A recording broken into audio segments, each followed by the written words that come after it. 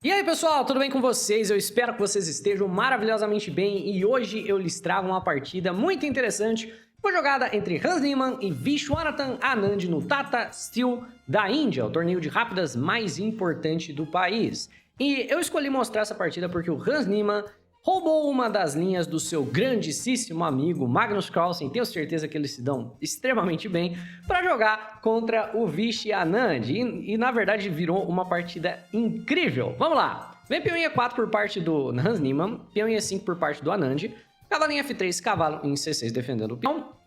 E não a italiana que o Niemann sempre joga, mas sim a Ruy Lopes com bispo em B5, que é uma das escolhas mais clássicas, certo? A Ruy Lopes coloca um pouco de pressão no cavalo e, por consequência, coloca pressão no peão. No entanto, o Anand joga peão em A6, que é a linha principal, questionando o que o bispo vai fazer.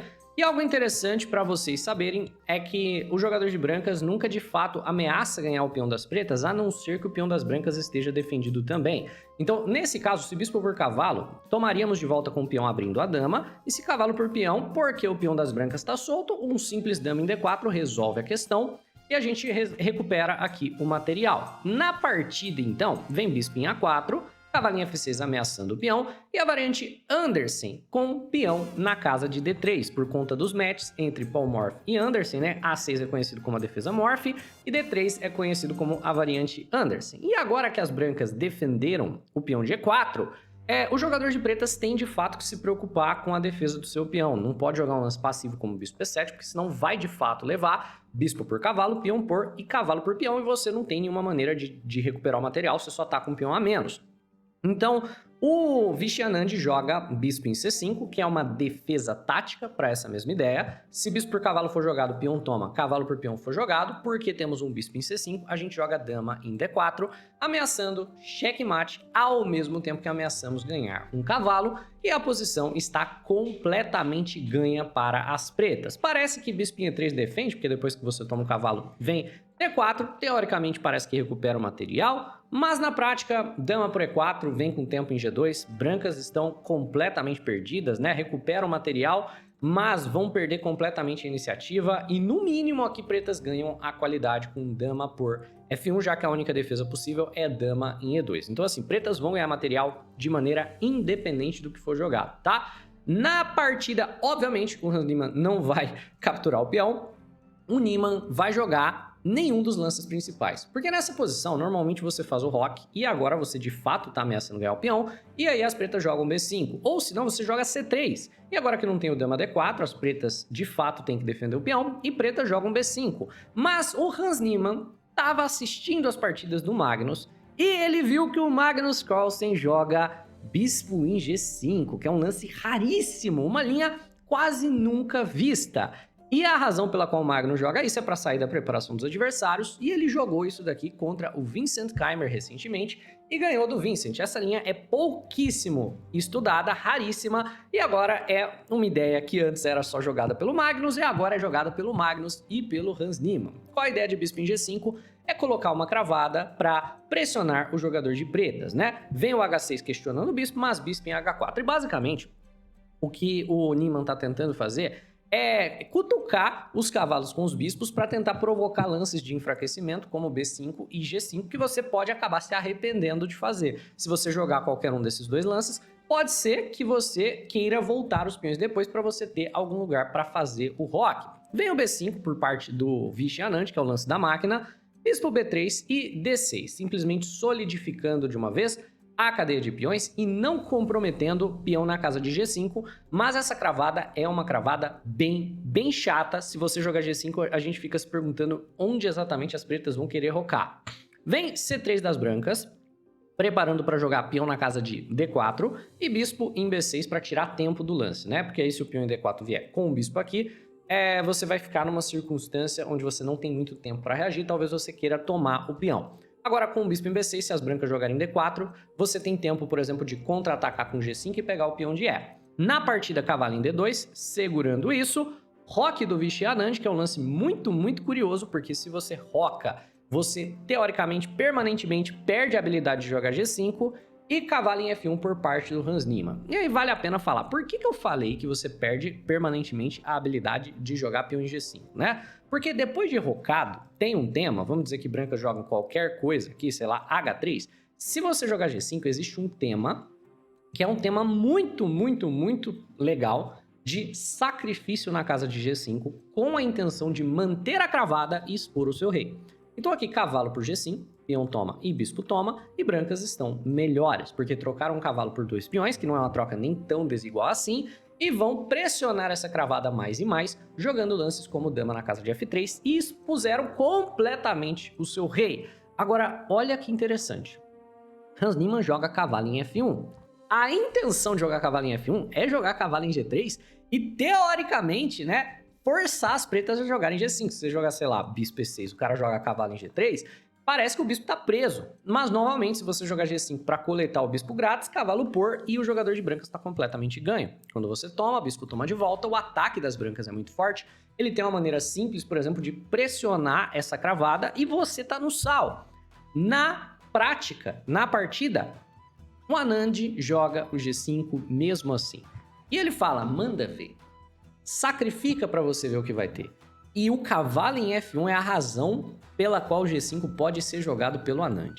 Esse G5 é um lance absolutamente brilhante, porque o que acontece se você sacrificar? Cavalo por, peão por, bispo por.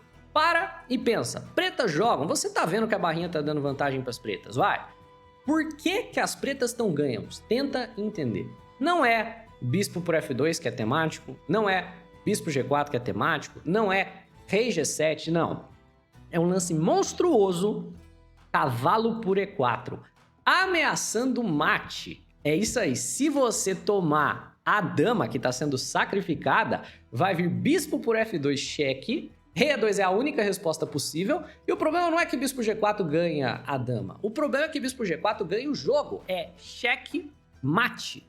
E, por consequência, quando vem o G5, não pode o Hans Niemann fazer o sacrifício que ele gostaria. Então ele joga bispo de volta para G3. E agora o Anand vai preparar, na verdade, para montar meio que uma fortaleza. Mesmo ele tendo expondo os peões na frente do rei, ele traz o material para a ala do rei para ter o rei pelo menos rodeado por peças. Vem dama em D2 e dá para ver que o Hans Niemann tá doidinho para sacrificar, tá doidinho também para fazer roque grande, começar um ataque no rei do Anand. E o Anand joga rei na casa de G7, que é uma ideia bem legal. O rei em G7 ele deixa bem fácil de você brigar pela coluna aberta H. Então, caso um H4, por exemplo, seja jogado, dá para jogar torre H8 brigando pela coluna aberta em algum dado momento, e nenhum sacrifício funciona enquanto cavalo G6 for uma maneira simples de cobrir o rei. Então, cavalo em E3 joga o Hans Niemann, e cavalo em H5 joga o Anand. E basicamente o que o Anand vai fazer é jogar isso agora como se fosse uma Índia do rei. Ele tá tirando o cavalo da frente do peão de F para jogar F5 e potencialmente jogar F4. O Hans Niemann faz o roque longo, né, o roque grande, para poder ter um ataque em alas opostas, e vem o F5 do Anand. O F5 o computador não gosta muito, ele acha que deveria eliminar o cavalo primeiro e daí jogar F5, né? O computador tá falando, primeiro toma o cavalo, daí joga o F5. Qual que é a diferença, né? A diferença é que não vai ter, tipo, cavalo D5 no futuro. Enfim, vem o F5, peão toma, cavalo toma, e aqui cavalo em D5 era a maneira do Hans Niemann conseguir a sua compensação por esse ataque que está lançando na ala do rei, o Vishy Anand. Mas temos peão em D4 por parte do Niemann, tentando abrir essa diagonal para talvez bispo C2, alguma coisa do gênero, tentando também abrir o centro do tabuleiro, já que o rei do Anand está mais exposto do que o rei do próprio Niemann. É um lance que expõe os dois reis, mas o rei do Anand está pior. Peão toma, e aqui tinha que ter tomado de cavalo, mas toma de peão, o que é ruim, porque deixa muito fácil para o Anand tentar, no futuro, explorar a coluna C. Então temos cavalo por, peão por e bispo em F5, que é muito óbvio o que o Anand quer fazer. O Anand está cortando totalmente a fuga do rei do Hans, e ele quer jogar C5 e te dar mate com torre C8, né? Então, torre em E1, o Hans Niemann vai tentar avançar o peão para fechar a diagonal, mas cavalo F6 é fácil, é rápido e funciona muito bem para evitar o avanço do peão e manter o bispo onde está. Vem bispo em C2, querendo então finalmente trocar aquele bispo forte, mas cavalo em E4 por parte do Anand, basicamente fechando essa rota com o tempo na dama. Se bispo toma cavalo, nada foi conquistado, né? O que você queria se livrar era do bispo cortando o rei, então bispo por cavalo não faz sentido. A ideia realmente é movimentar a dama como o Hans Niemann faz. Vem dama em E7 por parte do Anand. E aqui, torre em F1 por parte do Hans Niemann, voltando a torre aqui para a coluna F. Nessa posição, o que o Anand decide fazer é liquidar tudo para poder jogar contra o peão G3 e poder, na verdade, passar para um final ganho. Ele basicamente argumenta que vamos fazer o seguinte, vamos trocar tudo, levar para um final onde você tem uma fraqueza em E3. Então, cavalo por, nós temos peão por bispo, certo? Dama toma, deixando E3 cair. Mas poderia tomar de rei, mas o peão de E3 ia cair uma hora ou outra, né? Dá para jogar torre de A em E8, é muito difícil de você manter esse peão no longo prazo, tendo em vista que tem G4 chutando o cavalo, bispo por peão, no caso da torre vir para cá. Então é um peão realmente muito difícil de manter. O que prefere fazer o Niemann é tomar de dama, deixando o peão cair, com a intenção de pelo menos poder ativar a torre com tempo na dama depois. Vem rei B1, dama em E6, tendo em vista que a torre vai vir com tempo na dama, ele já manobra. Torre com tempo na dama e dama em F5, forçando a troca das damas, em um final onde as pretas têm um peão a mais. Torre cheque, rei G8, e olha que situação engraçada que vai acontecer aqui agora, né? Existem alguns casos no xadrez que a gente chama de cegueira dupla, que é quando tem algum lance que é muito bom, mas nenhum dos dois jogadores está vendo, né? E nesse caso, um caso de cegueira dupla está acontecendo com o peão de G para a casa de G4. O lance do Niemann tem que ser dama toma, torre toma e G4 com tempo na torre. Por que o Niemann tem que jogar isso? Ele tem que jogar isso para as pretas não jogarem o G4 chutando o cavalo. O Niemann joga torre 1. E aqui, o peão tá caindo. Basicamente, o peão tá caindo. Se a gente trocar as damas e eu jogar G4 chutando o cavalo, o peão cai. Vem, dama toma, rei toma, G4, chuta o cavalo, pega o peão. Não tem problema. Mas, torre F7. E novamente o G4 das brancas é o melhor lance, para evitar que as pretas o façam. Torre na sexta. Tocando o peão de H, né? G4 é o melhor lance das pretas. Torre por E7, torre por. G4 segue sendo o melhor lance. Torre F8. G4 das brancas segue sendo o melhor lance. Rei D3. A5, em todos esses momentos o G4 era bom, né? Rei E4 e curiosamente só agora o Anand vai jogar o G4. Agora nem ganha mais o peão, mas deixa a torre infiltrar. Só agora. Se você acha que às vezes é uma coisa que, assim, tipo, acontece nos seus jogos, você pensa assim, meu Deus, aquela torre tava caindo, aquele peão tava caindo, esse tempão e nenhum de nós dois viu. Você acha que isso só acontece no nível amador? Amigo, um deles é campeão mundial. E isso tava acontecendo na partida. Todos os níveis vai ter uma bizarrice dessa. Ainda assim, não muda o fato de que a partida tá bastante interessante. Vem cavalo H4 e as brancas basicamente vão perder alguns peões, mas o que o Niemann tá tentando fazer é, de alguma maneira, um ataque de checkmate. Então vem torre em F2 com a intenção de capturar o peão de B2, cavalo em G6, e a intenção do cavalo em G6 não somente é segurar a torre, como também depois aproximar o rei e tentar dar checkmate no rei das pretas. Pretas aqui, na ganância, tomam mais um peão, ainda estão ganhas com 2 peões a mais, mas, querendo ou não, deixa o rei dar uma aproximada que não era para ter permitido. Vem cavalo em F4 por parte do Niemann. O Niemann tá apenas com 40 segundos no relógio, tentando manobrar o cavalo aqui. Rei F8 tocando a torre. Cavalo volta. Rei G8, cavalo F4, mas não temos a repetição de lances. Aqui, torre por A2 ganha um peão, claro. Mas torre na casa de D2 tentando ganhar o peão com cheque. D5, a ideia para o Niemann seria rei F5, deixando ali cair, mas D5. Bispo em F2. Basicamente, o bispo na casa de F2 é um lance bem engraçado, né? Mas ele vem com a ideia de torre cheque e depois bispo por peão. Mas rei F5, bispo por G3, cavalo em E6, torre cheque. E aqui, se rei G6, apesar de ter, tipo, 50 peões a menos, né? Pretas têm 3 peões a mais, o Niemann vai ativar o rei dele o suficiente para que as pretas tenham que brigar para não levar mate. Se jogar rei G6, como exatamente as pretas não levam mate aqui? Qual é o único lance que salva a posição para as pretas? Consegue ver? Você já vai ter que entrar no território onde você tem que encontrar o milagroso torre F6, sacrificando a sua torre e você recupera na sequência com o bispo em H4 para tentar sair da enrascada da rede de checkmate. Mas o Niemann simplesmente tomou o peão de G4, vem bispo em E5, G3 e agora torre em F7 expulsando a torre dali.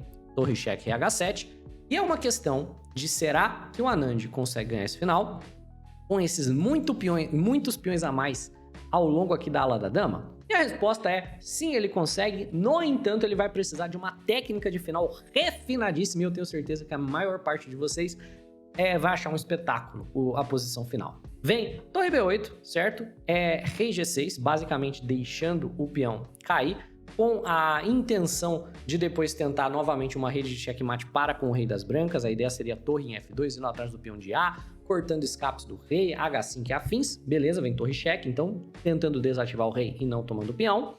F6, torre em H8, tentando pegar o peão com cheque. E C5. Basicamente o Anand está aproveitando que não dá para tomar um passant para gerar 3 peões passados. Na verdade, 2 passados conectados, apoiados por um terceiro que ainda não passou. Ele sacrifica o peão com cheque, passa o rei para a ala da dama e tá apostando todas as fichas nesses peões. Então agora ele não tem mais 3 peões a mais, né? Foi para 2 e agora para apenas 1. Cavalo G5, tocando a torre, torre G7 cravando o cavalo e rei em F5 saindo da cravada. Bispo por G3, um pouco ganancioso, permite torre H8 passando para a ala da dama, bispo volta para E5, mas não torre A8 indo atrás do peão certo, mas sim torre B8, permitindo o avanço que faz progresso para as pretas. Torre A8 agora, mas não tem problema. Se esse peão cair, não tem problema. O Anand prefere ativar o rei deixando o peão cair. Torre por peão, torre por e rei na casa de C8, novamente indo ativar o rei. Torre A6 por parte das brancas e rei na casa de B7 tocando a torre. Torre em C6 por parte das brancas, torre em C7 forçando a troca, torre por, rei por, e temos esse final com apenas um peão a mais de bispo contra cavalo. É um final bem complicado, mas vamos ver a técnica aqui do ex-campeão mundial. Rei E4, C4. Não deixa o rei chegar perto, usando os peões e o bispo para bloquear a aproximação do rei. Cavalinho F7, ameaçando ali o bispo, mas rei B6. Tanto faz se as brancas ganharem um peão aqui. O peão de C é muito rápido. Então, cavalo em D8. Vem rei B5, cavalo em C6, bispo em H8 dessa vez, né, que é um lance bem meio que para passar a vez apenas. Cavalo volta para a casa de D8 e bispo na casa de F6 tocando o cavalo, que vai para a casa de F7 tocando o peão e rei em C5 defende. Cavalo em H6 e o Niemann tá basicamente falando, olha, se você avançar esse peão, eu vou aproximar o rei. Então como exatamente você vai fazer? Vem B3 então. Se você aproximar o rei, não importa se o rei ainda estiver distante. Peão toma, você aproxima o rei uma casa. Rei B4, o rei ainda não consegue se colocar na frente do peão, que é muito importante. E o cavalo tá longe. Cavalo F5, bispo E5, para evitar algumas manobras de cavalo em específicas, né? Mas cavalo em E3, manobrando mesmo assim, utilizando outra rota. Rei A3, cavalo C4 cheque, rei A2, cavalo D2 e basicamente o Niemann vai tentar plantar o cavalo dele na casa de promoção, apoiado pelo rei se o peão avançar. Então quando avançar B2, libera a casa de C2 para o rei. Essa é a ideia, né? Bispo F4, tocando o cavalo, cavalo volta, B2 avança e aqui cavalo em C3, certo? Olha que interessante, rei B3 e o cavalo vai para a casa de B1. Como você de pretas ganha esse jogo? Esse é o momento para você pensar, como é que ganha isso daqui? O cara vai ficar passando a vez de cavalo, não vai? Se você jogar rei A2, ele vai jogar cavalo C3. Se você jogar o bispo aqui para tirar cavalo C3, ele vai jogar cavalo D2. Se você botar o bispo aqui para parar cavalo D2, ele vai voltar o cavalo. Como que ganha? Tem bispo H6, cavalo C3, bispo E3, interessante sacrifício do bispo que não pode ser aceito, cavalo B1, bispo G5, o Anand ainda meio que sem entender certinho como que ganha, aí ele acha bispo D8, cavalo B1 e finalmente bispo A5, tirando todos os lances de cavalo possíveis, forçando o rei a se movimentar. E agora que o rei vai ter que se movimentar, a gente pode de fato jogar o rei A2, chutando o cavalo daqui e ganhando a partida. Então é assim que termina essa partida um tanto caótica, mas ainda assim muito interessante. É isso, pessoal, espero que vocês tenham curtido. Se sim, deixa o like no vídeo, se inscreve no canal, um abraço e até a próxima!